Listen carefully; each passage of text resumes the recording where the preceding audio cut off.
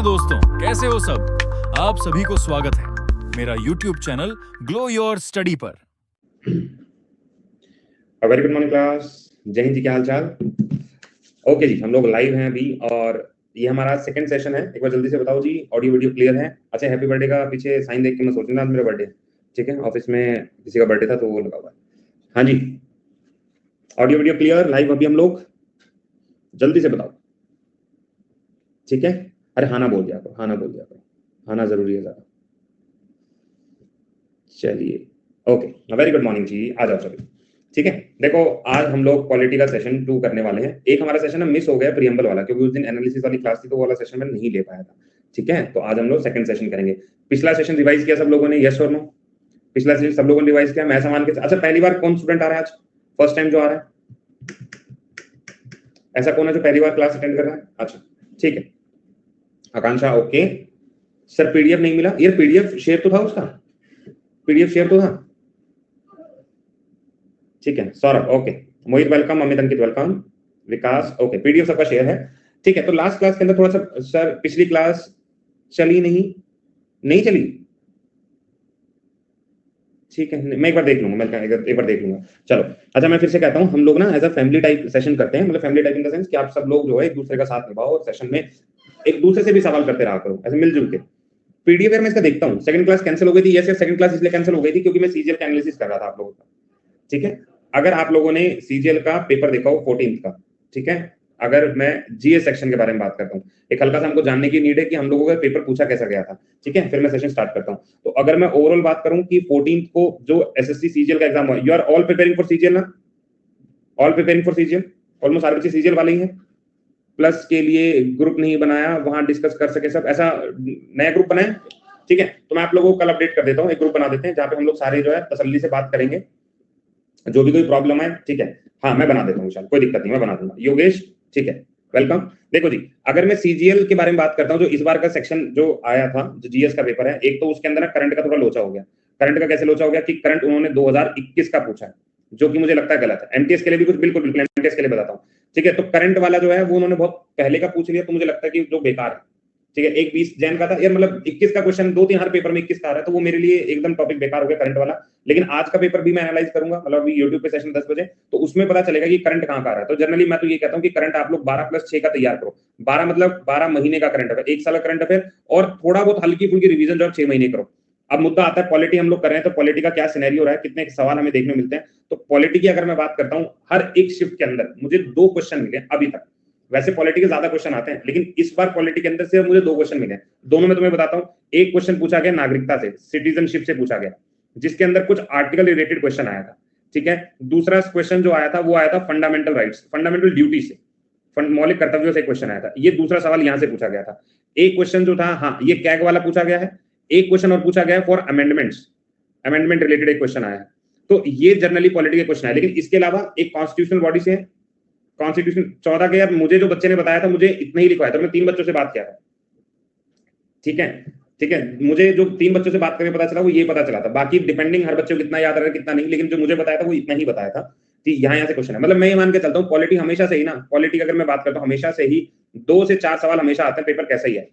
और इसके अंदर जो दी मोस्ट इंपोर्टेंट टॉपिक है वो है फंडामेंटल राइट्स, डीपीएसपी और फंडामेंटल ड्यूटीज। ये one of the most important question है। वैसे हिस्टोरिकल बैकग्राउंड से भी हमेशा आता है, लेकिन इस बार पेपर में नहीं देखने मिला। लेकिन हमको तो तैयार करना है, पेपर में क्या आ रहा है क्या नहीं आ रहा है उससे फर्क नहीं पड़ता ज्यादा, हमारी तैयारी टॉप नॉच होनी चाहिए। लास्ट क्लास में हमने सबसे पहला जो क्लास किया था वो किया था मेकिंग ऑफ कॉन्स्टिट्यूशन, कि संविधान का निर्माण हम लोगों ने स्टार्ट किया था। हमने हिस्टोरिकल बैकग्राउंड अभी नहीं किया, उसको मैं हिस्ट्री में करवाऊंगा। अच्छा पूरा यार, एक चीज मैं तुम्हें बता दूं, मेरा जो बैच है वो बैच का नाम है अर्जुना जीएस बैच, और ये अर्जुना जीएस बैच में तुम्हें कंप्लीट जीएस की प्रिपरेशन कराता है। हाँ, ये वाला क्वेश्चन जजिस की ट्रांसफर होता है, बिल्कुल बिल्कुल जजिस की ट्रांसफर होता है, डन डन डन, ठीक है। बिल्कुल ये बेसिक कोर्स है एकदम, आपको निन्नी निन्नी से लेके और बड़ी भिन्नी भिन्नी तक लेके जाऊंगा, ठीक है। तो कंप्लीट जीएस करवाऊंगा, और ये कंप्लीट जीएस का कोर्स लगभग लगभग दिसंबर तक चलेगा, ठीक है, लगभग लगभग। चलो सर, सिंगल ट्रांसफर वोट के बारे में फिर से थोड़ा बता दें, ठीक है। वैसे मैं बताता हूँ, सिंगल ट्रांसफरेबल वोट यहाँ का क्वेश्चन नहीं आएगा, ये क्वेश्चन आएगा प्रेसिडेंट का। मैं तुमको एक आइडिया देता हूँ what is single transferable vote. देखो एक सेकंड बस को कंप्लीट कर लूं एक बात को, तो दिसंबर तक हम लोग कंप्लीट करेंगे, ठीक है। तो ये वाला जो है मैं कंप्लीट करवाऊंगा, जिसके अंदर polity, history, geography, economics, physics, chemistry, bio, ठीक है, ये सारा चीज करवाने वाला हूँ। तो आपको परेशान नहीं होना है, ठीक है, जुड़े रहना और मजे करना है, ठीक है सर, एमटीएस का एग्जाम सितंबर में है, कुछ बताइए यार। एमटीएस के लिए आपको थोड़ा सा तेजी से प्रिपेयर करना पड़ेगा, ठीक है। जैसे कोर्स करवा रहा हूँ उसके साथ साथ यूट्यूब और स्पेशल क्लासेस को अटेंड करो, वहां से फायदा हो जाएगा।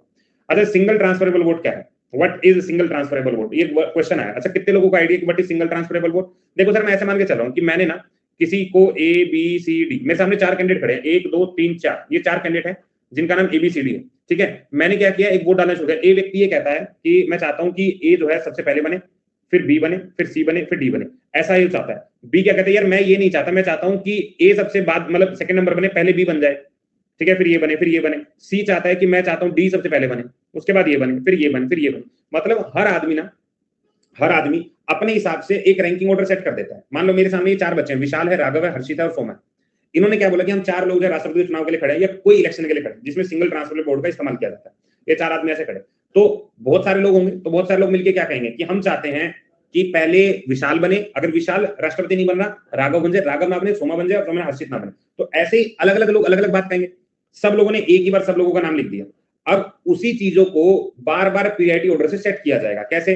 जैसे मान लो इसको 4 लोग चाह रहे हैं, 4 सबसे कम लोग इसको बनने चाहते हैं, तो इसको रिमूव कर देंगे और इसका वोट ऊपर ट्रांसफर हो जाएगा। तो अब ये 1 नंबर पे हो गया, ये 2 नंबर पे हो गया, ये 3 नंबर पे हो गया, ठीक है। मैं जस्ट एग्जांपल दे रहा हूं। जैसे राष्ट्रपति का चुनाव, एक वर्ड हमने पढ़ा था मेकिंग ऑफ कॉन्स्टिट्यूशन में, जहां पर इलेक्शन हुआ था, सिंगल ट्रांसफरेबल वोट, ऐसा वर्ड हमने पढ़ा था। तो ये जो प्रोसीजर है ना, आज राष्ट्रपति के लिए इस्तेमाल किया जाता है। तो मैं बस एग्जाम्पल समझाने के लिए तुम्हें बता रहा हूं, ठीक है। अभी राष्ट्रपति आएगा तो मैं एग्जाम्पल के साथ आपको क्लियर करूंगा। फिलहाल के लिए मोटा मोटा बस याद रखो, एक बार वोट डालना है और वही वोट बार बार प्रायोरिटी ऑर्डर चेंज होकर एक बंदे को जिता देता है, उसको कहते हैं सिंगल ट्रांसफरेबल वोट। सिर्फ अभी दिमाग में ज्यादा प्रेशर नहीं डालना। अब हमने लास्ट क्लास के अंदर मेकिंग किया था, मेकिंग ऑफ कॉन्स्टिट्यूशन, संविधान का निर्माण। अब जल्दी से ना मैं ये जानना चाह रहा हूं कि आप लोग जब क्लास करने आते हो तो क्या कुछ पढ़ के आते हो? मेकिंग ऑफ कॉन्स्टिट्यूशन के अंदर हमारे देश के अंदर संवैधानिक सभा होनी चाहिए। ये बात सबसे पहले किसने बोली थी कि हमारे देश के अंदर संवैधानिक सभा होनी चाहिए, कॉन्स्टिट्यूशन असेंबली होनी चाहिए? ये बात बोली किसने? रिपीट करो। रजत, वेरी गुड यार। बस आपको ना क्लास के अंदर एकदम ध्यान लगा के रखना है, बाकी ऑटोमेटिकली चीजें याद करवा दूंगा तुम्हें, ठीक है। बी एन राव, जैसे बी एन राव आंसर दिया, एम एन राव, इसमें हमेशा से ना एक छोटा सा राव पकड़ना है, लेकिन आपको हमेशा याद रखना है बी एन राव हमारा कानूनी सलाहकार बना है, कॉन्स्टिट्यूशनल या लीगल एडवाइजर है, ये आपको याद रख लेना है, इसमें गलती नहीं करके।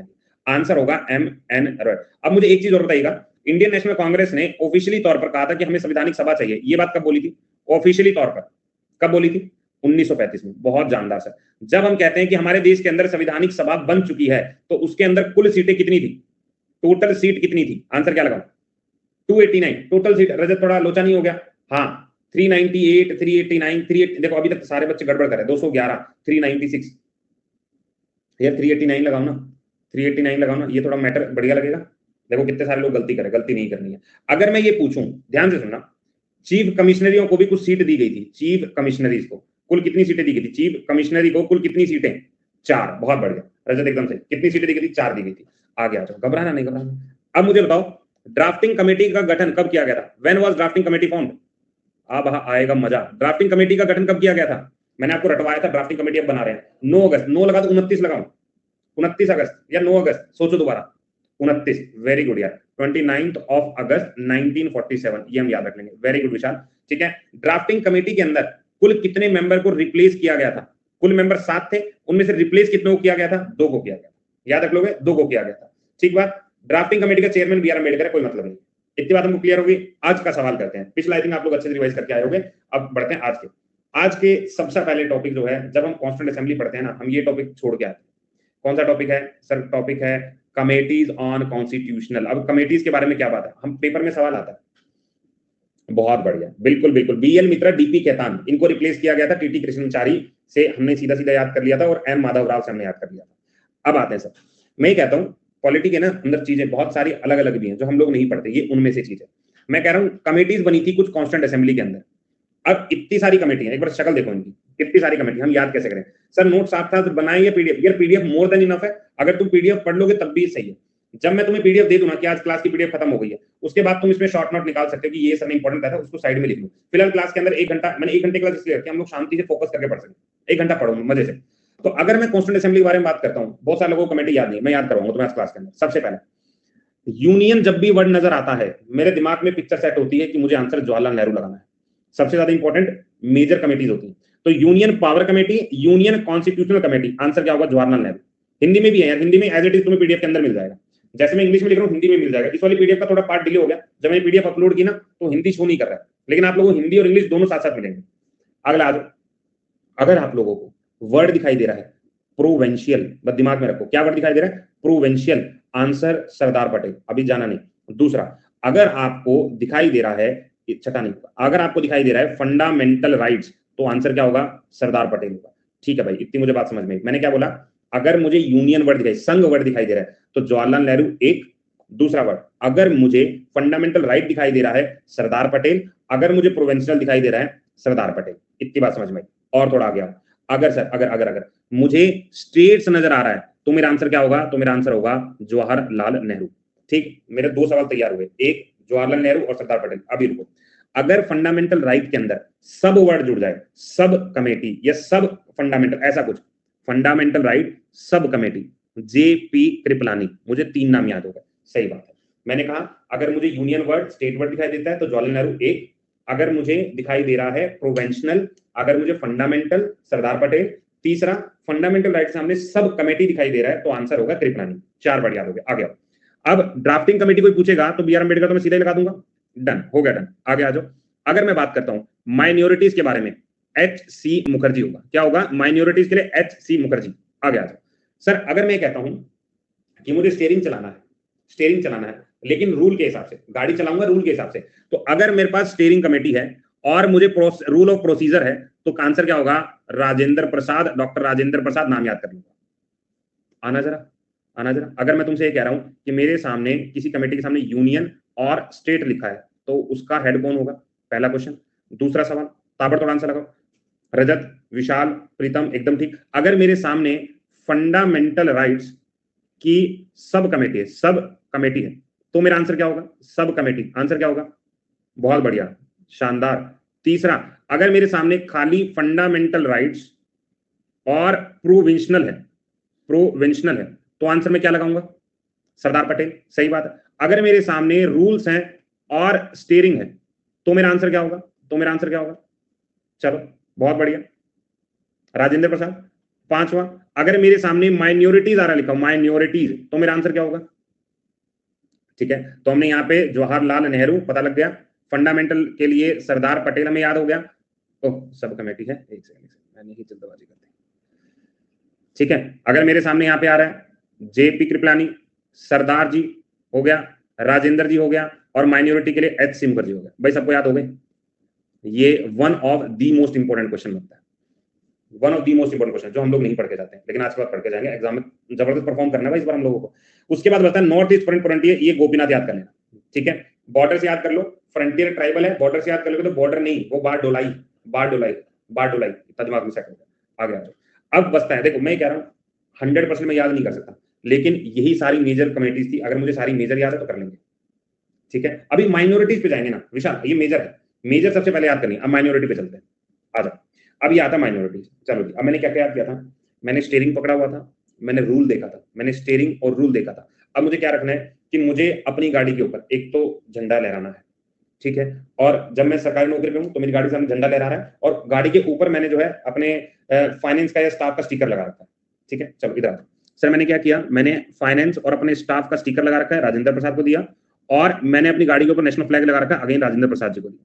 ठीक है, तो मैंने क्या बोला, मैंने कहा रूल्स, मैंने कहा स्टीयरिंग उसी हिसाब से, गाड़ी के ऊपर झंडा लगा हुआ है और अपने स्टाफ का स्टिकर लगा हुआ है। तो अगर ये चारों नाम आपको किसी कमेटी में दिखाई दे रहे हैं, तो आंसर क्या होगा, डॉक्टर राजेंद्र प्रसाद, डॉक्टर राजेंद्र प्रसाद। चलो, अब माइनॉरिटी से कुछ एडिशन कर लियो। जनरली मैं एसएससी के सब बच्चों को बोलता हूँ कि मेजर वाले सारे याद करो, माइनॉरिटी के इंपॉर्टेंट याद करो। आ गया। उसके बाद हाउस कमेटी, पिता भाई सितार मैया। देखो यार, अगर आपको थोड़ा सा याद हो, 1939 की बात है, जब सुभाष चंद्र बोस जी इधर थे, पितार भाई सीता भैया इधर थे, वो गांधी जी कैंडिडेट थे, उनको टाटा लिखा करके बाय बाय कर दिया गया था, हटा दिया गया था, अपने सदन से हार गए थे। तो अपने ही घर से कोई आदमी हार रहा है, वो कौन है, पिता भाई सीता भैया। ठीक है, अपने हाउस से कोई हार के गया है तो पिता भाई है, इतना याद रख लेंगे। आगे आ जाओ, के एम मुंशी, मुंशी जो है बिजनेस को संभालता है, मुंशी कौन है, बिजनेस कमेटियों को संभालता है, याद हो गया। उसके बाद committee on the function of constituent assembly, जब भी आपके सामने दिखाई दे, जी वी मवलांकर कौन है, हमारे पहले स्पीकर है, तो अगर कॉन्स्टिट्यूएंट असेंबली के फंक्शन के बारे में कोई बात बताएगा तो मवलांकर भैया बताएंगे, मवलांकर भैया बताएंगे। हाउस के चीफ को निकाल दिया गया, बहुत, बस इससे ज्यादा मैं ज्यादा नहीं, बहुत डिटेल में नहीं जाना जा रहा। एक्सपर्ट को भी याद रखना है, नलिनी रजन का। ठीक है, अब यहाँ पे बस और नहीं याद करना, बस इतना याद। स्पेशल कमेटी ड्राफ्ट कमीशन को एक स्पेशल कमेटी देख लेना, जवाहरलाल नेहरू, बस इससे ज्यादा नहीं जाना, इससे ज्यादा नहीं जाना। अब आ जाओ मेरे साथ, ठीक है, बहुत ज्यादा डिटेल में नहीं जाना है, हमको मोटा मोटा सा देखना है। आओ मेरे साथ, कितना तुम लोग रिकॉल करोगे। अब मुझे जल्दी बताओ, जहां पे खाली हाउस दिखाई दे, जहां पे ड्राफ्ट कमीशन दिखाई दे, अब मेरे को बताना जल्दी से आंसर दोनों का। हाउस वर्ड दिखाई दे तो क्या होगा? हाउस वर्ड मैंने कहा था अपनी हाउस में हार गया। सारे बच्चे आंसर को भी शर्माना नहीं है, तभी याद होगा। शर्माते हो तुम लिखते हुए, लिखा करो सब बच्चे, याद तभी तो होगा। तो हमने कहा पीता भाई होगा, चलो दे दिया। ड्राफ्ट कमीशन के लिए क्या लगाऊं? थोड़ा थोड़ा सोचना पड़ेगा बहुत। ये देखो, drafting committee we are touching B R Ambedkar, draft commission. अब इनके साथ दो वर्ड तो मुझे हमेशा याद रखने, यूनियन वर्ड और स्टेट वर्ड। हो गया यार, इतनी सी बात तो याद करनी थी, है ना? वो ड्राफ्टिंग था यार, वो ड्राफ्टिंग था, थोड़ा सा आपको याद रखना। अगर मुझे बताओ, किसी कमेटी के सामने फाइनेंस और स्टाफ के बारे में लिखा हुआ है, फाइनेंस और स्टाफ के बारे में लिखा हुआ है, या किसी कमेटी के अंदर नेशनल फ्लैग जुड़ा हुआ है, या किसी कमेटी के अंदर रूल लिखे हुए हैं, या किसी कमेटी के अंदर स्टीयरिंग लिखा हुआ है, तो मेरा आंसर क्या होगा? तो मेरा आंसर होगा राजेंद्र प्रसाद। आंसर क्या होगा? राजेंद्र प्रसाद। ये मैं याद कर लूंगा, ठीक है। अच्छा, कोई एक्सपर्ट कमेटी के बारे में बताएगा? एक्सपर्ट वर्ड लिखा रहा है, एक्सपर्ट, कोई रिकॉल करने की कोशिश करेगा? एक लड़की है तो बहुत एक्सपर्ट है अपने काम में, रिकॉल करने की कोशिश करेगा? चलो नहीं होता कोई बात, एक आधा छोड़ ही तो सकते हैं, सबको थोड़ी याद करना है। ये देखो नली, याद रख लोगे। मुंशी, यार देखो मुंशी के लिए मैंने बोला, अगर बिजनेस, आपको बिजनेस ये वर्ड दिखाई दे तो मैं मुंशी जी को पकड़ूंगा। अगर मुझे बिजनेस वर्ड दिखाई देगा, इधर आओ ना, मुंशी जी कहां पे? ये मुंशी जी, बिजनेस वर्ड दिखाई देना चाहिए मुझे। अगर मुझे बिजनेस दिखा तो ही मैं इनको टच करूंगा, अदरवाइज नहीं करूंगा। अब ये बताओ, कमेटीज होगी सारी याद? आज के बाद कोई दिक्कत? आफ्टर द क्लास कमेटीज को रगड़ दो, कमेटी सारी याद होगी, ठीक है? मजा आ गया भाई, चीजें याद हो गई। पता है मैं ये क्यों तुम्हें रटवा रहा हूँ? ये चीजें समझाने वाली तो है नहीं, इनको याद करना पड़ेगा, और पेपर में तो आ जाती हैं। फिर हम सोचते हैं अरे यार वो एक्सपर्ट वाला कहाँ आया था भाई, याद ही नहीं। अरे वो यूनियन प्रोवेंशल, आज के बाद तुम्हारे सामने सवाल आ गया ना, union provincial state steering rule expert business house, तुम्हें एक एक चीज याद होगा पेपर में। ये टॉपिक तो तुम्हारा गलत होने से रहा। और प्रैक्टिस कर लो, आज प्रीवियस ईयर क्वेश्चन उठाओ, जहां पे कमेटी देखें रट डालो, क्वेश्चन लगा दो आज। अगला सवाल देखते हैं। अब आता है एक एक्सपर्ट कमेटी है, ये कमेटी बहुत ज्यादा इंपॉर्टेंट नहीं है, ठीक है, लेकिन इसमें से मैं आपको क्वेश्चन बताऊंगा कैसे फ्रेम हो सकता है। सबसे पहले लिखा हुआ एक्सपर्ट कमेटी जो है, expert committee of the Congress बनाई गई थी।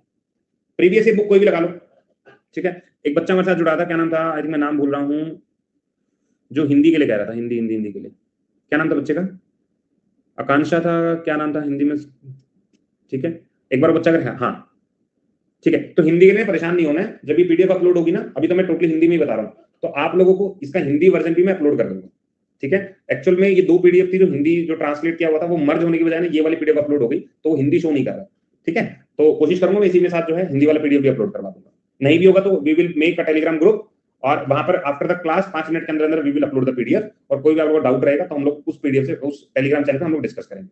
प्रीवियस ईयर के किरण इनफ है, यार किरण ले लो या कोई भी ले लो, कोई फर्क नहीं पड़ेगा, बस प्रीवियस ईयर होना चाहिए, ठीक है।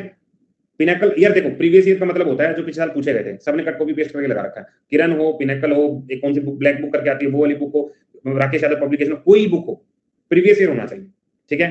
बाकी तुम लोगों को काम तो उस पर खूब सारा खुद से करना पड़ेगा, मैं तुम्हें बता रहा हूँ। खाली अगर तुम सोचोगे कि ये वाला कर लो, ठीक है, 4 साल वाला कोई उठा लो, ठीक है, 4 के मैं कहूंगा 5 से 6 साल वाली बुक उठाओ। आ गया एक्सपर्ट कमेटी क्या कहती है? When election to the constituency still in progress, मैं कह रहा हूं इलेक्शन चल रहे थे तब नेशनल या इंडियन नेशनल कांग्रेस ने एक कमेटी का गठन किया गया जिसका नाम है एक्सपर्ट कमेटी। इस कमेटी का काम ये था कि हम लोग जो है कॉन्स्टिट्यूएंट असेंबली के लिए मटेरियल इकट्ठा करेंगे, क्या क्या होना चाहिए, कैसे होना चाहिए। अब सवाल क्या पूछा? क्वेश्चन ये आया, एक्सपर्ट कमेटी का हेड कौन है? पहला question, who was the head of expert committee? Answer होगा या चेयरमैन जवाहरलाल नेहरू। कुल कितने सदस्य थे? कुल सदस्य थे 8, ये क्वेश्चन होगा। दूसरा सवाल, एक्सपर्ट कमेटी की कुल कितनी सीटिंग हुई? तो कुल सीटिंग हुई इनकी 2, ठीक है। पहली सीटिंग जो है न्यू दिल्ली के अंदर हुई और दूसरी सीटिंग जो है मुंबई के अंदर हुई। ईयर याद रखने की जरूरत नहीं, ठीक है। आ जाओ जरा question, expert committee when formed, कब बनी है? आंसर लगाना, ईयर बता दो बस मुझे। हर एक स्लाइड के बाद तुमसे 2 सवाल पूछे जाएंगे ताकि तुम लोग अवेयर रहो। एक्सपर्ट कमेटी 1947, बहुत बढ़िया। बाकी लोग इधर आओ जरा, इधर आओ। सबसे पहली लाइन पढ़ो, expert committee still in progress on July 8 Congress party appointed an expert committee. क्या लिखा हुआ है? क्या लिखा हुआ है? याद नहीं करते, हम देखते नहीं है सवाल क्या है, फिर पेपर में तो गलत हो जाते हैं। 46A। दूसरा, टोटल मेंबर्स कितने इस कमेटी के? टोटल मेंबर्स कितने हैं? कमेंट से करो। बहुत बड़े, करें 8 ही तो सर हम लगा ही देंगे, चलो ठीक है। उसके बाद मुझे बताओ चेयरमैन कौन है इसका? Chairman, who was the chairman? Answer लगाएगा। टोटल सीटिंग कितनी हुई है? टोटल सीटिंग कितनी हुई है? पहली सीटिंग तो न्यू दिल्ली में थी, दूसरी सीटिंग कहां पर? चलो चेयरमैन जवाहरलाल नेहरू। अरे गजब गजब गजब, एक बच्चा भी गलत नहीं कर रहा है, ऐसे में आता है मजा। बॉम्बे लगा देते, बॉम्बे। अच्छा, अगर थोड़ा देखो, हम बहुत ऑब्वियस सी बात, हम लोग जीएस पढ़ रहे हैं, तो जीएस में तुम ऐसे बंदे मत रहना, खुल के जिएंगे हम लोग। मैं कह रहा हूं बॉम्बे ना ब्रिटिशर को डोगरी में दिया गया था, दहेज में दिया गया था। बॉम्बे को दहेज में दिया गया था अंग्रेजों को। किसने दिया था? और ये क्वेश्चन ऐसा नहीं कि मतलब मजे लेने के लिए पूछा हूं, सीजीएल का सवाल है यार। इसके बाद ज्योग्राफी होगी, उसके बाद हिस्ट्री होगी। पुर्तगालियों ने, आज के बाद पिक्चर सेट रखो, पुर्तगालियों ने अपनी प्रिंसेस का, कैथरीन का विवाह करवाया और डोगरी में ब्रिटिशर्स को क्या दिया? बॉम्बे दिया। वैसे उन्होंने तो चार्ल्स भाई साहब को दिया, चार्ल्स भाई ने कहा कि ले जाया, ले जा। उन्होंने फिर आगे कुछ पाउंड में, क्यों दहेज में? दहेज में पुर्तगाली ने मुंबई के ऊपर कब्जा कर रखा है। इधर अंग्रेजों पुर्तगालियों को चिक चिक चल रही है। कैथरीन का विवाह भैया राजा से करवा दिया, राजा को दहेज में मुंबई दे दिया। राजा कहते हैं मेरी तो जमीन वहां पड़ी है, मेरा प्लॉट वहां पड़ा है, तो क्या करूं मैं, अपना प्लॉट आगे रेंट पे देता हूं। उन्होंने फिर ईस्ट इंडिया कंपनी को दहेज मतलब एज अ रेंट में दे दिया, जाओ आगे आ जाओ। अभी कुछ एडिशनल पॉइंट है, अब यहाँ पे भी तुम्हें रटवाऊंगा मैं। In addition to making of the constitution ordinary, देखो हमने एक तो पढ़ लिया था कि हम पहले ही फ्लैग जो है याद कर लिया था कि 22 जुलाई 1947 को, ठीक है, हम सब होते तो उस टाइम होते तो मिलता, राजा तो पहले बनते, पहले राजा बनना पड़ता, ठीक है। तो नेशनल फ्लैग के बारे में बात करें तो 22 जुलाई को, अगर नेशनल एंथम के बारे में बात करें 24 जनवरी, नेशनल सॉन्ग के बारे में बात करें 24 जनवरी, ये दोनों तो एक ही तारीख को है। गाना और एंथम एक ही तारीख को है, तो इसमें तो मुझे कोई कंफ्यूजन नहीं है, ठीक है। ये लास्ट सेशन था, ये भी याद रख लेना, last session of constituent assembly, last session ऐसे भी याद रख लेंगे। और फ्लैग का हमने पहले भी याद किया था, लेकिन जो क्वेश्चन मुझे तुम्हें याद करवाना है कि भारत जो है कॉमनवेल्थ का मेंबर बना था मई 1949 में, यही क्वेश्चन पूछा जाएगा। What is Commonwealth? कॉमनवेल्थ ये है कि हम लोग दिखाना चाह रहे थे कि, और कॉमनवेल्थ में कौन है? यूके, तो हम लोग उनके साथ जुड़ के दिखाना चाह रहे थे पूरी दुनिया को कि हम लोग अब आजाद है, हम लोग किसी के अधीन नहीं है। तो ये कॉमनवेल्थ में जुड़ने का मतलब ये था। तो अगर आपको पूछे यार अभी तो तुम उभरे हो, अभी तो तुम दबे हुए थे, अभी तो तुम्हारे ऊपर कब्जा था और तुम यूके के साथ ही हाथ मिला के मजे कर रहे हो, यार हम दुनिया को दिखाना चाहते हैं आजादी की दहलीज पर हम लोगों ने कदम रख लिया। तो कॉमनवेल्थ को 1949 में हम लोगों ने ज्वाइन किया था। फ्लैग हमने याद कर लिया, 47 की बात है, लेकिन एंथम और सॉन्ग एक साथ याद करेंगे, 24 जनवरी की बात है, ठीक है। और यहाँ पे doctor Rajendra Prasad first president of India, ये मोटा मोटा है, ये अभी हम डिटेल में करेंगे तो इसको ज्यादा टेंशन नहीं, ऊपर के 4 पॉइंट याद करना। आगे आज का हमारा पहला topic, union and it's territory. बोलो जी, अभी तक सब लोगों को समझ में आया हर चीज जो जो आपको बताई है? किसी के अंदर कोई भी डाउट है तो अभी पूछ ले। अब हम चलते हैं यूनियन और टेरिटरीज के बारे में। देखो यार, यहाँ से क्वेश्चन पेपर में आता है और इसको समझने का तुम्हें बहुत सीधा सा तरीका बताता है। सबसे पहला आर्टिकल जो है वो ये कह रहा है, 80% समझ में यार, फिर ये तो मेहनत खराब हो गई अगर मैं 100 तक नहीं ले जा पाया। जाना अपने को 100 तक है भाई, किसी क्लास में ऐसा ना हो कि 80-90 पे मामला अटक जाए। हर्षित भाई, जो समझ में नहीं है दोबारा पूछ लो। मैं देखो यार, मैं ना हमेशा कहता हूँ तुम टीचर समझो, मुझे भाई समझो अपना बड़ा, ठीक है। तो अगर तुम चीज कहोगे तो मैं आराम से तुम्हारी चीज सुनने समझने को तैयार हूँ। तुम बस बोलो कि सर यहाँ समझ नहीं है, मैं दोबारा रिपीट करूंगा, क्लास एक्सटेंड करके पढ़ा दें, क्या दिक्कत है। अब आता है आर्टिकल नंबर। तो सबसे पहले ना एक वर्ड आता है name and territory of India. फिलहाल बस ये याद रखेंगे कि इंडिया डेट इज भारत वाला जो रूल है, ठीक है, वो अभी फिलहाल के लिए आर्टिकल नंबर 1 क्या कह रहा है, नाम ले रहा है, India that is Bharat, union of state, याद रखेंगे। चलो हमने दिमाग में पिक्चर सेट कर ली। पहला आर्टिकल इंडिया और टेरिटरी के बारे में कर रहा है, हो गया। दूसरा, एडमिशन और इस्टेब्लिशमेंट ऑफ न्यू स्टेट, नया राज्य बनाना, एडमिशन इस्टेब्लिशमेंट करना है हम लोग को, याद करना है। 2A ये हटा दो, इसके बारे में कहानी में भी चर्चा करूंगा, ये हटा दिया। 3 क्या है, formation of a new state altering area boundary name और कुछ भी बदलने से। और चौथा क्या कहता है, आर्टिकल नंबर 2-3 अमेंडमेंट प्रोवाइडेड। फिर ऐसा पढ़ने से कुछ याद होगा नहीं, अब हम सब याद करेंगे। मैंने सबसे पहले पॉइंट बोलना है कि मेरे पास पॉइंट आता है कि आर्टिकल नंबर 1 ये कहता है कि हमारे देश में इंडिया डेट इज भारत वाला पॉइंट याद रखें, इंडिया डेट इज भारत वाला पॉइंट, यानी नेम और टेरिटरी के बारे में बात की जा रही है, ठीक है। आर्टिकल नंबर 2 और आर्टिकल नंबर 3 इन्हीं में हम लोग प्रॉब्लम आती है। आर्टिकल नंबर 2 पिक्चर याद रखो, एडमिशन एंड इस्टेब्लिशमेंट, आपको बस ये 2 वर्ड पकड़ने हैं। अगर आर्टिकल के सामने, हाँ मैं बताऊंगा सर विशाल, मैं इस पूरे आर्टिकल को डिस्कस करूंगा। अगर मेरे सामने खाली एडमिशन और इस्टेब्लिशमेंट लिखा है तो आर्टिकल नंबर 2 होगा, कभी भी कंफ्यूजन नहीं होना। लेकिन अगर मेरे सामने कहीं लिखा आ गया फॉर्मेशन, तो मेरा आंसर ये होगा। वर्ड क्लियर हो गया? अगर मेरे सामने एग्जाम में लिखा है एडमिशन और इस्टेब्लिशमेंट, तो मेरा आंसर होगा आर्टिकल नंबर 2। लेकिन अगर मेरे सामने लिखा आ रहा है फॉर्मेशन वर्ड, तो मेरा आंसर होगा 3। और आर्टिकल नंबर 4 क्या कहता है, आर्टिकल नंबर 4 ये कहता है इन दोनों का पालन मैं करूंगा, तो आर्टिकल नंबर 2 और आर्टिकल नंबर 3 को कैसे चलाना है वो आर्टिकल नंबर 4 कहेगा। ये बन गया सीधा सा सवाल। आर्टिकल नंबर 1 के अंदर नेम, आर्टिकल नंबर 2 के अंदर एडमिशन और एस्टेब्लिशमेंट, 3 के अंदर फॉर्मेशन और 4 के अंदर आर्टिकल नंबर 2 और 3 को धक्का कैसे मारूं। ठीक बात, इतनी बात हमको समझ में अब आ गया। सबसे पहले हम डिस्कस करेंगे यूनियन टेरिटरीज में आर्टिकल नंबर 1 और 4, 1 से 4 तक ये बताता है कि यूनियन और टेरिटरीज के बारे में बात करते हैं। ये संविधान का भाग नंबर 1 है। अभी भाग मैंने किया नहीं है, अब भाग मैंने किया नहीं है, ठीक है, इधर समझ लें। अब ध्यान से आ जाओ मेरे पास। मैंने कहा सबसे पहला word India that is Bharat is a union of state. पहली लाइन ये है कि आर्टिकल नंबर 1 ये कहता है कि इंडिया जो है वो भारत है और राज्यों का संघ है, यूनियन ऑफ स्टेट है। फॉर्मेशन एस्टेब्लिशमेंट सेम होता है ना सर? ना, अब मैं थोड़ा डिफरेंशिएट करूंगा, बस थोड़ा देर का सब्र रखना आपको। मैंने कहा India that is Bharat is union of state rather than federation of state. ये तो इंग्लिश बातें लिखते हैं तो अपने ऊपर जाती है। ये कह रहा है इंडिया जो है राज्यों का ना संघ है, मतलब राज्यों का एक समूह है जो एक साथ है। फेडरेशन ऑफ स्टेट क्या होता है? जहां पे हर राज्य की अपनी पावर अलग है और वो अलग रहता है, वो फेडरेशन हम लोग नहीं। फेडरेशन वर्ड जब भी समझ में आए, वैसे हमारे संविधान के अंदर फेडरेशन वर्ड का यूज नहीं किया गया। फेडरेशन का ये मतलब होता है शक्तियों का विभाजन, जहां पे शक्तियां हर एक को अलग अलग दी गई। जैसे पूरी क्लास है, पूरी क्लास अभी हम कैसे काम कर रहे हैं? हम लोग एकजुट होकर काम कर रहे हैं। मैं तुम्हें बता रहा हूं, तुम सारे पढ़ रहे हो तो हम यूनियन की तरह काम कर रहे हैं। फेडरेशन क्या होता? तुम अलग अपनी टॉपिक लिख रहे होते, तुम अलग, ये अलग, वो अलग, सबकी अपनी पावर होती, तो वैसा नहीं। ठीक है, अभी मैं आ रहा हूं, बस थोड़ा होल्ड रखो, होल्ड रखो। तो हमने कहा ये प्रोविजन जो है दो चीजों पे काम करता है, एक तो कंट्री का नाम, नेम ऑफ द कंट्री, और दूसरा पॉलिटी। ये पॉलिटी क्या वर्ड बोल दिया और कंट्री का नाम क्या बोल दिया? पहला तो मैंने बोला, पहला close India that is Bharat, सिर्फ नाम है और कुछ नहीं दर्शा रहा। India that is Bharat. अच्छा, भारत वर्ड कहां से लिया गया था? ये भारत वर्ड पुराना एक राजा भारता, याद है, जो 10 अलग अलग राजाओं से किला लड़ गया था, भारता नाम का राजा, वहां से भारत वर्ड लिया गया। ठीक बात है। दूसरा point union of state. Union of state क्या दिखा रहा है? ये राजनीति दिखा रहा है कि हमारे जितने भी राज्य हैं वो संघ के अंडर में, संघ के साथ काम कर रहे हैं, वो उसकी राजनीति दिखा रहा है। तो नेम और राजनीति दो अलग अलग पर्सपेक्टिव ये पहले आर्टिकल के अंदर। आगे आ जाओ सर। आर्टिकल 1 के अंदर जब हमने नेम एंड टेरिटरी बोला था, इसका मतलब क्या है? टेरिटरी ऑफ द स्टेट, कि हर राज्य की जितनी सीमा होगी। दूसरा यूनियन टेरिटरी, केंद्र शासित प्रदेश की जितनी सीमा होगी। और तीसरा वो टेरिटरी जो भारत की सरकार किसी भी वक्त अपने अंडर में ले ले, इसका मतलब होता है टेरिटरी।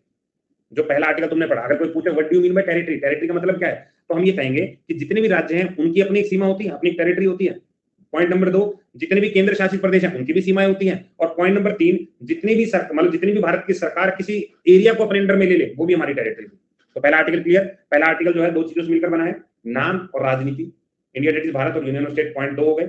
मैंने कहा टेरिटरी वर्ड जो है वो डिनोट करे तीन चीजों को, राज्य की अपनी सीमा, दूसरा पॉइंट यूनियन केंद्र शासित की अपनी सीमा, और तीसरा पॉइंट सर जो टेरिटरी सरकार अपने अंडर में ले ले उसको हम टेरिटरी कहते हैं। क्लियर? अब आ गया सर। ये सारी बातें ना फर्स्ट शेड्यूल में मेंशन की गई है। यहीं पे एक और क्वेश्चन बनता है, हमारे पास जब देश आजाद हुआ है तो हमारे पास ओरिजिनली कितने शेड्यूल थे? ओरिजिनली कितनी अनुसूचियां, ये कितने शेड्यूल थे? आंसर क्या होगा? पहला सवाल, ओके जी। दूसरा, प्रेजेंट टाइम में कितना है? प्रेजेंट शेड्यूल कितने हैं? ये हो गया दूसरा सवाल। और तीसरा सवाल क्या है कि नेम और इट्स टेरिटरी के बारे में अगर मुझसे पूछा जा रहा है तो मैं किस शेड्यूल को पकड़ूं? तो एक एक करके 3 सवाल बनते हैं। ओरिजिनली 8 थे, आज की डेट में 12 है, और नेम टेरिटरी पहले के अंदर है। ये 3 सवाल अभी फिलहाल यहां से बन रहे हैं, 3 सवाल बन रहे हैं। आओ जरा। तो हमने क्या पहले शेड्यूल के अंदर ये बात की गई कि लो भाई तुम्हारे पास अपना स्टेट और तुम्हारी टेरिटरी होगी। ये टेरिटरी जो हमने पहली बात की थी ना, वो सब कुछ कवर करेगा। इतना अपने को डिटेल वापस नहीं पढ़ना, हम पढ़ चुके हैं कि टेरिटरी का मतलब क्या है, ये 3 का मतलब है। आगे आ जाओ। नेक्स्ट आता है आर्टिकल नंबर 2। दोबारा आर्टिकल नंबर 2 और 3 दोबारा से समझाऊंगा मैं। अभी तो सिर्फ मैंने वर्ड ही बोले थे ना कि इस्टेब्लिशमेंट, और ये वर्ड आपको याद करना है, एडमिशन। देखो, पार्लियामेंट जो है कानून बना सकती है एडमिशन और इस्टेब्लिशमेंट को किसी भी राज्य के अंदर, ठीक है, जिसके अंदर हम कोई भी स्टेट का फॉर्मेशन करते हैं, एरिया बाउंड्री चेंज करके, स्टेट का पावर करके, आल्सो द पार्लियामेंट। देखो, ये फॉर्मेशन वर्ड हमेशा यहाँ पे दर्शाया क्या गया कि कोई राज्य है, कोई राज्य है, मैं उसको अपने अंडर में ले रहा हूं, ठीक है, वो मेरी टेरिटरी में नहीं था, उसको मैंने अपने अंडर में ले लिया। आजा भाई, आजा आजा। उसको मैंने क्या दे दिया? अपने यहाँ एडमिशन दे दिया और स्टैब्लिश कर दिया एक नया राज्य यूनियन टेरिटरी के अंदर। लेकिन वही अगर मैं फॉर्म करूंगा 3 के अंदर, तो जो मेरे राज्य बने होंगे ना, उन्हीं क्या कर दूंगा, उन्हीं की एरिया चेंज कर दूंगा, बढ़ा दूंगा, दूसरे एरिया में डाल दूंगा। जो एग्जिस्टिंग स्टेट है उसी के अंदर बदलाव करना, ये फॉर्मेशन है। किसी को बुलाना, एडमिशन देना, स्टैब्लिशमेंट देना, वो क्या है? आर्टिकल नंबर 2 रिप्रेजेंट करेगा। बहुत सीधा सा कंसेप्ट आप दिमाग में याद रखो। मैंने कहा याद करने का तरीका, जो मेरे पास ऑलरेडी है उसी का नाम बदल दूं, उसी की बाउंड्री बदल दूं, उसी का एरिया बदल दूं, उसी में छेड़छाड़ कर लूं, फॉर्म कर। मैं किसी को कह रहा हूं आजा स्टैब्लिश करूंगा, तो आर्टिकल नंबर 2 याद कर लेना, स्टैब्लिशमेंट और एडमिशन 2। जहां पे एग्जिस्टिंग में ही बदलाव कर रहे हैं, आर्टिकल नंबर 3। सही बात, अब क्लियर भाई? अब कोई डाउट तो नहीं रहेगा एग्जाम में आएगा तो? एग्जिस्टिंग के अंदर बदलाव करना, फॉर्मेशन 3, नया बुलाना, आजा भाई जी अपनी जिंदगी, ये 2। और अगर मैं 4 के बारे में बात कहता हूं, 4 क्या कहता है? 4 ये कहता है कि संविधान के हिसाब से हम लोग बनाएंगे अंडर आर्टिकल 2 और under article 3 shall not deem to amend the constitution for article number 368। Article number 368 क्या है? Constitution amendment. ये कह रहे हैं जब भी इन चीजों में तो बदलाव करोगे ना, उसे कॉन्स्टिट्यूशन अमेंडमेंट मत बोलना। संविधानिक कोई बदलाव नहीं है। तुम कहने का मतलब क्या तुम्हारा? ये इतनी लंबी लाइन तुमने लिखी, मतलब ये हुआ कि अगर मुझे किसी राज्य के अंदर बदलाव लाना है, चाहे वो राज्य का एरिया हो, बाउंड्री हो, आपको वर्ड याद रखना है कि उसको बदला जब गया होगा उसे सिंपल मेजॉरिटी से पार्लियामेंट के अंदर वोटिंग डाल के बदला गया होगा। सर ये सिंपल मेजॉरिटी क्या लिखा आपने? आओ सर, हमारे पास ना कुछ अलग अलग तरह की मेजोरिटी होती है, जैसे, ठीक है, हाँ हाँ हाँ बिल्कुल, इधर आओ। सबसे पहले मैं लिखा मेजोरिटी, एक वर्ड में लिख दिया सिंपल मेजोरिटी, ठीक है, एक मैंने लिख दिया स्पेशल मेजोरिटी, एक मैंने लिखा है special majority with state rectification. ये लंबा वर्ड लिख दिया मैंने, अलग वीडियो दिखना चाहिए ना कुछ। देखो जी, सिंपल का मतलब क्या है, मैं ये कह रहा हूं अगर 90 आदमी क्लास के अंदर है, 90, तो 50% प्लस एक, टोटल मेंबर जो है, टोटल जो है वो 90 है, तो 50 प्लस एक का मतलब क्या हो गया 46, 45 आधा एक जोड़ दो 46, 46 हो गया। तो टोटल मेरे पास सिंपल मेजोरिटी का 46। स्पेशल मेजोरिटी का मतलब क्या होता है 2/3 ऑफ दैट टोटल मेंबर, यानी 30, यानी कितने चाहिए 60 मेंबर चाहिए।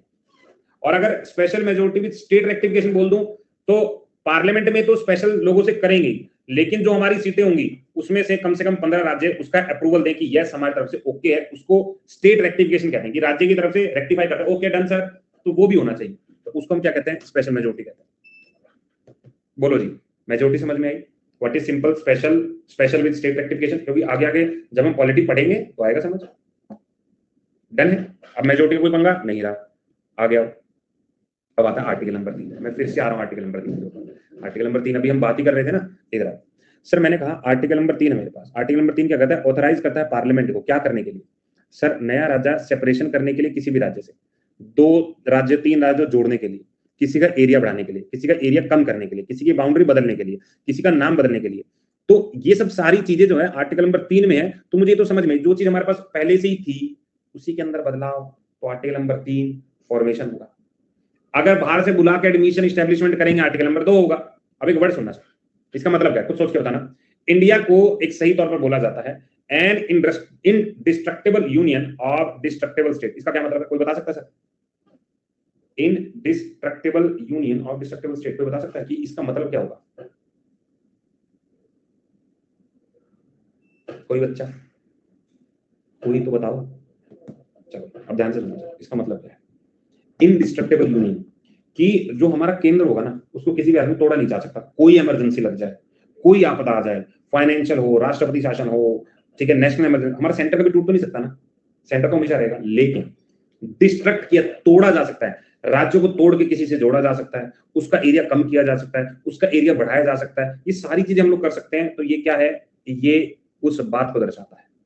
इनडिस्ट्रक्टेबल मतलब जो टूट नहीं सकता, केंद्र कभी टूट नहीं सकता, लेकिन राज्य टूट सकते हैं, जुड़ सकते हैं, एरिया बदल सकता है, नाम बदल सकता है। तो इसी को हमने इस लाइन से दर्शाया। सबको समझ में आया? हाँ जी, कहा कही समझ में आई? ठीक है, ये इतना वो नहीं है कि हम लोग एकदम एसएससी की 4 लाइनें पढ़ के और बस उन्हीं में खुश हो रहे हैं। हम लोग पढ़ेंगे पॉलिटी एज एक्चुअल में कि पॉलिटी का मतलब क्या है, समझ रहे हो? अब आते हैं एवोल्यूशन ऑफ स्टेट और यूनियन टेरिटरी, किस तरह राज्य और केंद्र शासित प्रदेशों का फॉर्मेशन होता है, कैसे बने हैं। ध्यान से सुनते, हम ये कहते हैं कि जब अंग्रेजों के अंडर में थे तो बेसिकली 2 चीजों में ज्यादा बटा हुआ था। एक एरिया ऐसा था जो अंग्रेजों के अंडर में था, और एक एरिया ऐसा था जो राजाओं के अंडर में था, लेकिन ये भी किसको रिपोर्ट करते थे, इन्हीं को रिपोर्ट करते थे। ठीक है, स्टेट रेक्टिफिकेशन पढ़ा दे यार, ये सारी चीज ना स्टेट रेक्टिफिकेशन, ये आगे आगे जब हम पार्लियामेंट पढ़ेंगे ना तो हम लोग एक एक चीज को डिस्कस करेंगे कि प्रोपोर्शनल रिप्रेजेंटेशन का मतलब क्या होता है, सिंगल एकल प्रणाली क्या है ये, ठीक है, स्टेट रेक्टिफिकेशन कैसे होगा, आगे जीएसटी भी तो पास करेंगे ना हम लोग, तो सारी चीजें पढ़ेंगे। अभी तो हम पहले चैप्टर में हैं। तो मैंने कहा 2 तरह के एरिया थे, एक एरिया जो ब्रिटिश सरकार के अंडर में है, एक एरिया जो प्रिंसली स्टेट के अंडर में है, लेकिन वो रिपोर्ट अल्टीमेटली अंग्रेजों को कर रहे हैं। अच्छा, कमेंट सेक्शन में एक बार मुझे आंसर देना, अंग्रेज ना हमारे ऊपर हुकूमत करते थे, लेकिन शुरू में तो कंपनी आई थी, ये कंपनी का रूल कब क्राउन रूल में बदला, मतलब अब सीधा सीधा क्राउन का हम पे हुक्म होगा, ये कब की बात है? बहुत बढ़िया, बहुत 1707 आकांक्षा बनी नहीं बात। बिल्कुल सर, जो बच्चे 57 लगाएंगे ना क्वेश्चन गलत हो जाएगा। मुझे आंसर लगाना है 1858 का एक्ट। इस साल तो विद्रोह हुआ था ना, ये तो विद्रोह का साल है, लेकिन मुझे एक्ट का साल याद रखना है, ये याद रखना है। आज के बाद याद रखोगे। कैसे याद रखा मैंने कहा था एक विद्रोह हुआ था, किसका, मंगल पांडे का 1857 में, और इस विद्रोह के बाद कंपनी को बोला भाई तू जो है सिर्फ एडमिनिस्ट्रेशन देखेगा, और मैं जो हूं वो क्या करेगा, मैं देखूंगा यहाँ पे रूल, और यहाँ पे कंपनी का rule converted into crown rule. ये बातें ना हल्की हल्की जो मैं तुम्हें बताता हूँ, इसको लिखते रहा करो, इससे फायदा ज्यादा होगा। तो हमने कहा हमारे पास ये सिर्फ 2 एरिया थे, एक चीफ कमिश्नर थी, वो भी इन्हीं को रूल करते, लेकिन वो बहुत कम थी, इसलिए उनके साथ जोड़ नहीं है। तो मैंने कहा हमारे पास या तो ब्रिटिश प्रोविंसेस हैं जो इनके रूल अंडर कर रहे हैं, या प्रिंसली स्टेट है, इन्हीं के अंडर काम करें। अब देश तो आजाद हो रहा है, तो हम लोग कुछ तो बदलाव करना है। तो इंडिया इंडिपेंडेंस एक्ट आता है 1947 का। ये भारत और पाकिस्तान दो लोगों को अलग कर रहा है, कह रहे एक तरफ भारत भैया तुम हो गए, और एक तरफ पाकिस्तान भैया तुम हो गए। उसने कहा ठीक है। इसने अपने सभी राज्यों को, जितने कितने थे 552, कितनी 552 प्रिंसली स्टेट, सबको ऑप्शन दिया, या तो तुम हमारे पास आ जाओ, या तुम पाकिस्तान से जुड़ जाओ, या अपना इंडिपेंडेंट काम करो। 3 ऑप्शन दिए। इन्होंने कहा हमें ज्वाइन करो, पाकिस्तान को ज्वाइन करो, या आजाद रहो, हमें कोई फर्क नहीं पड़ता। ये 552 प्रिंसली राज्यों को दिया गया कि मर्जी है तुम्हारी। इनमें से 549 ने भारत को ज्वाइन कर लिया कि हेलो सर हम आ गए। लेकिन बचे कौन, बचे 3, हैदराबाद, जूनागढ़ और कश्मीर। इन तीनों ने कहा हम लोग सेपरेट सेपरेट रहेंगे। उसने कहा ठीक। फिर इन तीनों के ऊपर धीरे धीरे धीरे धीरे दबाव आने लगा। हैदराबाद को लिया गया आड़े हाथ by the action of police. India Hyderabad शामिल हो गए पुलिस एक्शन से। डन। दूसरा, जूनागढ़ को लिया रिफरेंडम। What is referendum? जनता से वोट करवाया गया। जनता से पूछा गया तुम आने को तैयार हो? यस वी आर रेडी, आ जाओ, तुम्हारी बात नहीं सुनेंगे राजा, सब मान दो। तो जूनागढ़ भी आ गया। और कश्मीर जो है इंस्ट्रूमेंट ऑफ एसेशन, इसका क्या मतलब होता है? कश्मीर के ऊपर पाकिस्तानी से इधर से पश्तून ट्राइब ने अटैक कर दिया। राजा हरी सिंह बैठा, अरे चलो बहुत अच्छा है, इधर से अटैक कंटिन्यू चल रहा है। राजा लगा रोक लेंगे, रुका नहीं, धीरे धीरे श्रीनगर तक पहुंचा। राजा इंडिया कहता है भैया प्लीज सरदार जी बचा लो, थोड़ा सा रहम करो। उसने कहा फिर ऐसा कर, एक डॉक्यूमेंट भेजो, फटाफट साइन कर। उसके हिसाब से जितना भी मेन एरिया होगा ना, जो भी मेन रूल होगा वो हमारा होगा, तो हमारे अंडर में आ जाओ। अरे ठीक है। लेकिन कुछ चीज उन्हें दी गई थी सबको। तो इन्होंने फटाफट से अपनी मिलिट्री, हमारी जो मिलिट्री आर्मी है पहुंची और तरह तरह पीटना शुरू कर दिया। तो जैसे ये वाला कश्मीर वाला एरिया है, ऐसा एरिया, तो ये लोग ना जो पश्तून ट्राइब पाकिस्तान लोग थे, ये यहाँ तक पहुंच गए थे। तो पिटाई पिटाई करते करते चालू हो गए, और हम लोगों ने इनको यहाँ तक पीट दिया, ये वाला एरिया। तो ये गिलगिट वाला एरिया बच गया। यहाँ पर जवाहरलाल नेहरू ने यूएनओ में खड़का दिया, टक टक टक, सर हमारी लड़ाई हो रही, कुछ करो। यूएन वाले बोले कहते जहां पे हो ना वहीं रुक जाओ, इसी को क्या बोलते हैं सीज फायर। तो इन्होंने यहाँ पे क्या करते हैं, सीज फायर कर दिया। तो ये एरिया ना, अगर उस वक्त शायद हमको नहीं रोका जाता, तुम पीटते पीटते पीटते पीटते पाकिस्तान वालों तक भगा देते।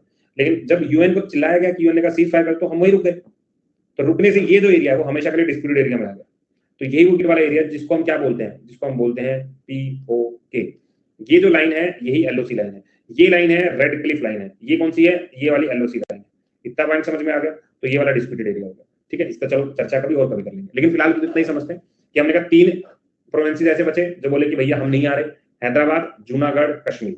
हैदराबाद वालों को पुलिस के दबाव में लिया गया, जूनागढ़ जनता के दबाव में लिया गया, और कश्मीर जो है खुद अपने दबाव में उसके और इंस्ट्रूमेंट ऑफ सेशन साइन किया गया। अब जब ये पूरी बागडोर दी गई तो पटेल को दिया गया था, पटेल भाई साहब सब कुछ आपके अंडर में, आपको ये 5। अच्छा बोला जाता है कि सरदार पटेल जो है पूरा उनका एकदम विजन था कि इन सब प्रोविंसेस को, प्रिंसली स्टेट को हमारे अंडर में कैसे ला जाए, उनका सारा प्रोविजन था। तो उन्होंने ही सब काम किया ये वाला। तो 1950 के अंदर जो है कॉन्स्टिट्यूशन में ये किया गया कि हम लोग ना 4 यूनियन में बटाएंगे। Union part 1, part B, part C और पार्ट डी। इनके बारे में अलग से चर्चा करूंगा मैं अभी, लेकिन फिलहाल तो इतना समझ रहे हैं कि 4 अलग अलग प्रोविंसेस में बदले गए। तो अगर मैं पढ़ता हुआ जा रहा हूं ना, तो आगे एक अमेंडमेंट लगाएंगे, अमेंडमेंट का इस्तेमाल करेंगे, जहां पर ये अलग अलग 1, 2, 3 या एबीसीडी जो है इनको बदल के 14 राज्य और 6 केंद्र शासित प्रदेश। ये सीजन में क्वेश्चन आया था कि यूनियन, इंडियन यूनियन को जब पार्ट में बटा हुआ था, तो जब सही किया तो कुल 14 राज्यों के अंदर और 6 केंद्र शासित प्रदेशों के अंदर बदला गया था। ये आगे जाके पढ़ेंगे। फिलहाल जो हम ये समझ में आया कि 552 प्रोविंस थे, तोड़ के 4 अलग अलग डिपार्टमेंट बना दिए गए।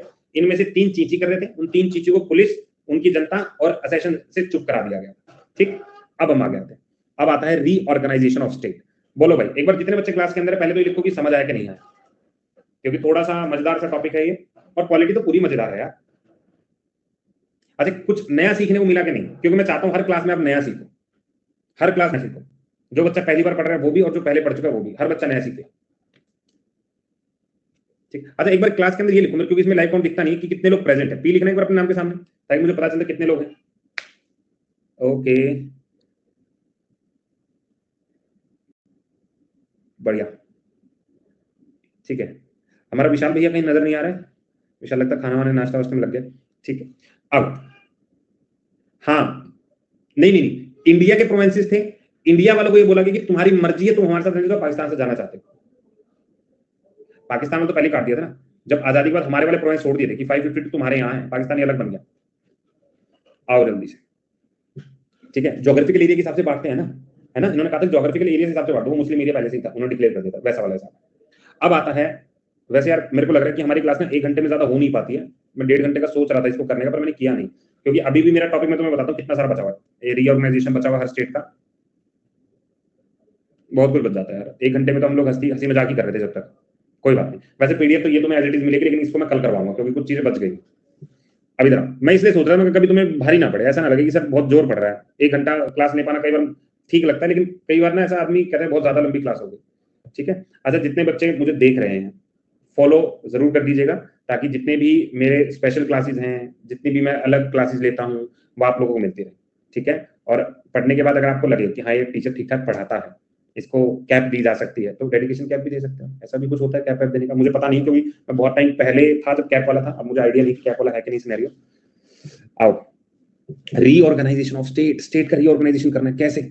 देखो, जून 1948 के अंदर गवर्नमेंट ने डिसाइड किया कि अब हम लोग जो है, देखो क्यों अलग अलग जब राज्य बन रहे होते हैं ना, तो उनमें हल्के हल्के काना पूछने लगी, हे तुम नया राज्य बना रहे हो, हाँ यार लैंग्वेज के हिसाब से होना चाहिए ना, कैसे बोलते हो, मैं मराठी बनाओ अपना, तुम पंजाबी बनाओ अपना, तो एक ना हवा सी फैलने लगी कि अपनी भाषा के आधार पर राज्यों का निर्माण करना चाहिए।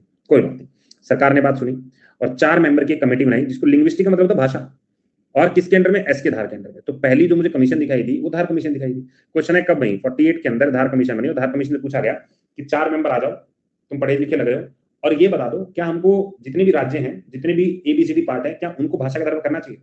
इन्होंने कहा नहीं, इन्होंने बोला कि किसी भी राज्य को लैंग्वेज के आधार पर नहीं बांटना चाहिए, ठीक है। तो इनके हिसाब से एडमिनिस्ट्रेटिव, ज्योग्राफिकल क्या है, पैसा कितना कमा रहे हैं, और डेवलपमेंट कैसी है, उसके हिसाब से होना चाहिए, भाषा के आधार पर राज्यों को बांटना सही नहीं है। एस के धार 48, ओके। उसके बाद कांग्रेस वर्किंग कमेटी ने 3 मेंबर की और कमेटी बनाई, कांग्रेस वर्किंग कमेटी 3 मेंबर की, इसको बोलते हैं जेवीपी। जेवी का मतलब क्या है, जवाहरलाल नेहरू, वल्लभ भाई पटेल, पिताभाई सीतारामैया, इनको हम जान गए, जवाहरलाल नेहरू, वल्लभ भाई पटेल, पिताभाई सीतारामैया। इन 3 मेंबर बुलाया गया, कह रहे यार देखो धार भाई साहब ने हमको ये बोला कि आप कमेटी तो बना लो, लेकिन लैंग्वेज के लिए नहीं बोला, तो कह रहे तो जेवीपी बनाओ। जेवीपी अगले साल ही बनी, 1 अप्रैल की बात है 49 के अंदर। तो इन्होंने भी कहा कि नहीं, लैंग्वेज के आधार पर बनाना सही नहीं रहेगा, तो अगेन अपोजिशन किया गया लिंग्विस्टिक बेसिस के ऊपर। तो एस के आधार एक याद किया 48, और दूसरा आप लोगों ने कौन सी याद की, जेवीपी 49। आगे आ जाओ। अब यहाँ पर राज्यों का गठन है, अभी मैं कुछ कमीशन और कराऊंगा, अभी थोड़ा वेट करना। अभी तो सबसे पहले हम राज्यों के बारे में बात करें, हमने बात की, अब याद करते चलना मेरे साथ। 1960 के अंदर बॉम्बे और गुजरात, इनको एक दूसरे से अलग कर दिया गया, इनको अलग कर दिया गया, और यहाँ पे क्या कर दिया गया, 2 अलग अलग सेपरेट प्रोविंस बना दिए गए, और 15वां राज्य जो है भारत जो संघ का बना है वो गुजरात बना। पहले कितने मैंने बताए थे, 14 राज्य, अब मैं कितने कह रहा हूँ, ये 15वां बना। अब मैं कौन सा कह रहा हूँ, ये 15वां बना। 15 कौन सा बना, गुजरात। 1960 की बात है, हम लिखते चलते हैं ना, मैं तो याद ही करना। 1960 में गुजरात और महाराष्ट्र का अलग अलग किया गया, ओके। दादर एंड नागर हवेली, पुर्तगाली आपको पता है ना सर, 1498 में भारत आए थे और 1962 में भारत छोड़ के गए थे। सबसे लंबा कार्यकाल अगर किसी फॉरेनर का भारत में रहा है तो वो इन्हीं का रहा है। तो पुर्तगीज जो है टेरिटरी के ऊपर रूल कर रहे थे, इनसे बोल दिया था 54 में तुम अपने घर चलते हो चले जाओ, लेकिन सारी एडमिशन छोड़ते छोड़ते 1961 हो गए थे, 1961 हो गए थे। और यहाँ पर अब याद कर लीजिए, दादर और नागर पूरा एरिया यूनियन टेरिटरी के अंदर शामिल किया गया 10वां कॉन्स्टिट्यूशन अमेंडमेंट 1961 के अंदर, ठीक है। इतनी बात याद कर लोगे। अब ना ये पिक्चर आप दिमाग में याद रखना, मैं आपको कॉन्स्टिट्यूशनल अमेंडमेंट याद करने को नहीं बोल रहा हूँ, बस आप ईयर याद रख लो छोटा छोटा, अभी मैं अमेंडमेंट आपको याद करवाऊंगा। आगे आ जाओ, गोवा, दमन एंड दीव, वही पुर्तगाली ये दमन एंड दीव वाला एरिया पकड़ के बैठे हुए हैं, ठीक है। 1961 में इनसे ये भी खाली करवा लिया गया। उसके बाद 1987 में जब शुरू में गोवा को बोला गया था ना कि भारत के अंदर शामिल कर रहे हैं, तो याद करना एज आ यूनियन टेरिटरी आया था, लेकिन 87 के अंदर गोवा को राज्य का दर्जा दिया गया। ये क्वेश्चन बनता बहुत इंपॉर्टेंट, ठीक है। दमन एंड दीव तो सेपरेट यूनियन टेरिटरी, इसको आज जाके दमन एंड दीव दादर नागर से जोड़ा गया, यूनियन टेरिटरी ही है। लेकिन मैंने आपको क्या बोला, चलो रिकॉल करते हैं। 60 में मैंने आपसे बोला गुजरात और बॉम्बे अलग हो गए, एक पॉइंट। दूसरा इंपॉर्टेंट पॉइंट जो मैं याद करने को बोल रहा हूं, मैं ये वाला पॉइंट नहीं बोल रहा हूं कि दादर नागर वाला याद करो, मैं ये बोल रहा हूं कि आपको गोवा, दमन एंड दीव वाला पॉइंट याद करना है, जहां पे पुर्तगालियों को जब भेजा गया था तो 61 के अंदर खाली हो चुका है। 62 के अंदर अमेंडमेंट आया, जहां पर हमको पता चला कि गोवा को यूनियन टेरिटरी बनाया जा रहा है, लेकिन 87 के अंदर गोवा को एज अ स्टेटहुड का दर्जा दिया गया कि अब तुम राज्य बनने जाओ, ठीक है। तो ये वाला पॉइंट याद रखेंगे। नेक्स्ट आता है Puducherry. Puducherry was one of the main जगह जो है पुर्तगीज की रही है, तो पुद्दुचेरी को भी क्या कर दिया गया, as a former French establishment रही है, माहे, कराईकल और यमन, सॉरी पुर्तगीज कहता है, फ्रेंच होगा, ठीक है। तो इसमें यहाँ पे अगर हम बात करें तो इसको भी 62 के अंदर एज अ यूनियन टेरिटरी का 14 कॉन्स्टिट्यूशन अमेंडमेंट में दर्जा दिया गया। पिक्चर एकदम क्लियर है। अभी मैंने पढ़ा 10वां कॉन्स्टिट्यूशन अमेंडमेंट, याद करना चाहो तो कर सकते हो। 10वां कॉन्स्टिट्यूशन अमेंडमेंट दादर नागर है, 12वां कॉन्स्टिट्यूशन अमेंडमेंट के अंदर गोवा है और 14th कॉन्स्टिट्यूशन अमेंडमेंट के अंदर पुदुचेरी है। इतनी सी बात बस। अभी तक तो मैं स्टेट जो सिर्फ गुजरात और महाराष्ट्र याद किया। फिर आता नागालैंड। 1993 के अंदर स्टेट ऑफ नागालैंड, ठीक है, नागा हिल से उठाते हैं, असम से अलग करते हैं और इन भाई साहब को भारत के अंदर शामिल करते हैं। तो नागालैंड जो है 16th स्टेट बनी है इंडियन यूनियन की। ठीक है, क्वेश्चन समझ में आया? मुझे कमेंट करके आंसर देना। 15वां राज्य कौन सा बना था? 15वां राज्य कौन सा बना था? एक बार आंसर दो। हाँ, 15वां राज्य अगर कहें तो गुजरात है, 16वां कहें तो नागालैंड है। वो 60 में, ये 63 में है। आगे आ जाओ। हरियाणा, चंडीगढ़ और हिमाचल प्रदेश। सबसे पहले हरियाणा चंडीगढ़ देखते हैं, हिमाचल अलग आएगा। 1966 के अंदर, अच्छा हरियाणा और पंजाब में थोड़ा विवाद रहा, जैसे मैं हरियाणा से हूँ, थोड़ा सा ग्राउंड रियलिटी। हरियाणा में ना बहुत लोग कम है जो पंजाबी बोलते हैं, लेकिन पंजाब ऑलमोस्ट आपको होता है पूरा पंजाबी कल्चर है, पंजाबी बोलना। हरियाणा के सिवाय कुछ एरिया जो छोड़ दें, बाकी सारा एरिया हरियाणा की हिंदी या हरियाणवी बोलता है। तो लोगों में जो थोड़ा दिक्कत होने लगी, तो यहाँ पे 17वां राज्य भारत के अंदर जोड़ा गया था और यूनियन टेरिटरी चंडीगढ़ इनको जोड़ा गया था। तो यहाँ पे क्या हुआ? सेपरेट सिख होमलैंड बोला गया। यहाँ पर अकाली दल जो है अंडर मास्टर तारा सिंह क्या, जो उसको लीडर थे इनके, तो उन्होंने एक शाह कमीशन का गठन किया है। पेपर का सवाल है, शाह कमीशन कब आया था या शाह कमीशन किस राज्य की फॉर्मेशन के लिए आया था? इतनी बात याद रखोगे। तो हरियाणा का गठन करवा दिया गया। कौन सा? 17वां राज्य। 1 नवंबर की बात है जब हरियाणा गठन करवाया गया। उसके बाद 1971 को यूनियन टेरिटरी हिमाचल नाम रखा गया। बाद में इसको स्टेट का दर्जा दिया गया, ये आप याद कर सकते हो। चलो कोई बात। मैंने क्या क्या पढ़ा? 15वां गुज्जू को पकड़ा दिया, ठीक है। 15वां गुज्जू को पकड़ाने के बाद 16 में नागालैंड को दिया। 17वां जो है मैंने हरियाणा को दिया। 18वां स्टेट जो हिमाचल प्रदेश को दिया, ये मुझे आता है 1970 और 1966, तो 71 पे होगी। उसके बाद आता है मणिपुर, त्रिपुरा, मेघालय। मैं आपको ना लास्ट में एक टेबल भी करूंगा जो याद करूंगा। तो 1972 के अंदर मैं बात करता हूँ, पॉलिटिकल मैप है जहां पर हम लोगों को मेजर चेंजेस पता चलते हैं। मणिपुर और त्रिपुरा के अंदर है, 2 यूनियन टेरिटरी बना देते हैं। बाद में जाके मेघालय को स्टेट का दर्जा देते हैं, ठीक है। उसके बाद इसको 19 मणिपुर स्टेट है, 20वीं त्रिपुरा है, मेघालय 21वां है। ऑर्डर भी पूछा हुआ है आप लोगों से, अगर डेट नहीं याद रहता तो 1972 में सबसे पहले मणिपुर, MTM, बस आपको याद रखना MTM, ये ऑर्डर याद रख लो, इस हिसाब से आपको याद रखना है, ठीक है। तो आज की क्लास में मैं यहीं पे रोक रहा हूं। अभी वैसे बचा हुआ है, उसको हम कल कवर करेंगे और कल हम फंडामेंटल राइट्स भी शुरू करेंगे। तो कल वाले सेशन में हम लोग इसको कंप्लीट करके तब शुरू करेंगे। अब एक बार जल्दी से बताओ सेशन कैसा लगा, जो पहली बार मेरे को देख रहा है या जो पहले भी देख रहा है, कभी देख चुका है। प्रिंट करते जाएं या बाद में आप, मैं कंपाइल भी दे दूंगा, ठीक है। कोशिश की है मैंने कि बहुत इजी वे में चीजें कराऊं। इसके बाद लक्ष्मीकांत बुक पढ़ने की बिल्कुल जरूरत नहीं है, छोड़ दो, कोई लक्ष्मीकांत की बुक जरूरत नहीं है।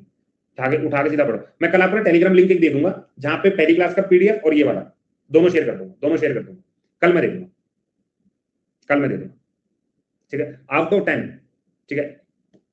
सौरभ एक साथ बताऊं, क्योंकि अभी ना वो बीच में लिंक नहीं कर पाएगा स्टेट रेक्टिफिकेशन वाला, क्योंकि मैं एग्जांपल के साथ क्लियर करूंगा कि GST हमने कैसे पास करवाया था, वो कैसे रेक्टिफिकेशन उसको मिला नहीं मिला, या किस किस बिल के लिए रेक्टिफिकेशन दिया था, ठीक है। तो वहां पे उसको बढ़िया से क्लियर कर देंगे, क्योंकि 15-20 मिनट लूंगा उस टॉपिक में, ठीक है। एक बार जल्दी आउट ऑफ 10 रेटिंग दो, क्लास कैसी लगी वो। चलो तुम बाद में लाइक डिसलाइक तो करोगे, लेकिन रेटिंग बताओ आउट ऑफ 10। धन्यवाद अपू जी, हर्षिता धन्यवाद, ठीक है।